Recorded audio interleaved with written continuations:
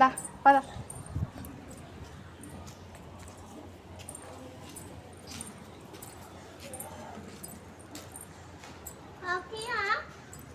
Lock తీయు, ఇట్లాగు gate ఇట్టి అటువైపు తీయాల. My channel, అందరూ ఎలా ఉన్నారు? బాగున్నారా? నేనైతే చాలా చాలా బాగున్నాను. ఈరోజు హనుమంతుడి పూజ కదా, హనుమాన్ జయంతి అనమాట. నేను గుడికి వచ్చాను. మా బాబుకి ఏంటంటే అక్షరాభ్యాసం చేయించలేదన్నమాట.